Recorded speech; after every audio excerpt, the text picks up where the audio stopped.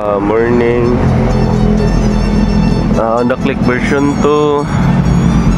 Buwak ang lens. Naon sa gani bossing? Naon sa ni? Lumbol stoplight. Lumbol stoplight daw na bossing eh. Taga Pardo ra. So, ato tangtangon.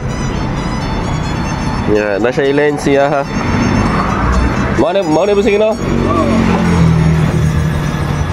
Murag OEM ra ni kay na may suwat sa kuan. OEM ra ni ka bossing. Di man lang obliga ginana no? Seat gina. Oh, set ra na bossing sa Honda. Di ka palit og ginani. Online wala mo kita. Sige, so ato sugdan. Sugdan baklas. So update tangtang na nato manong damage. Ato tangtang ng assembly sa yang cover.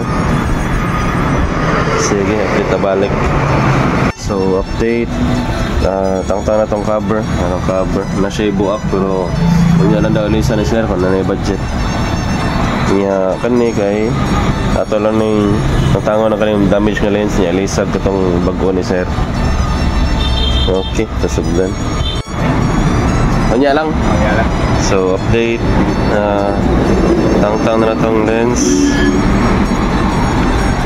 sa assembly. Ya, mana yung lens ni sir? Tara. Goods na siya. OEM lang pero okay na siya. Sa pagtaod lang. Sige, so ato sang itaod. So, update. Morning lens. Itaod na to. Concerning a lens, OEM. Ano? Ya, taod na to dali. Okay, ato sundan. Update. Tawad na tong lens. Ano na ni? Naka-clip na tanan. Mga sides. Walay lanay, walay kuan. Walay damage.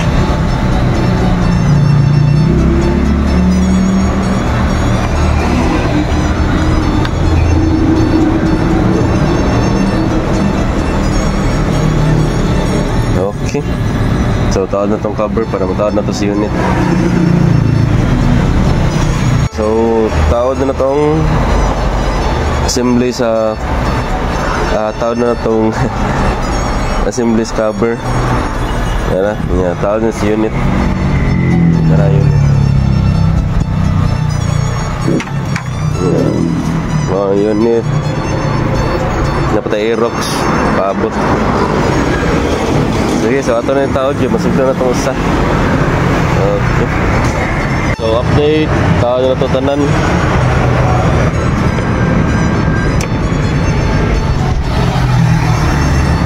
Okay.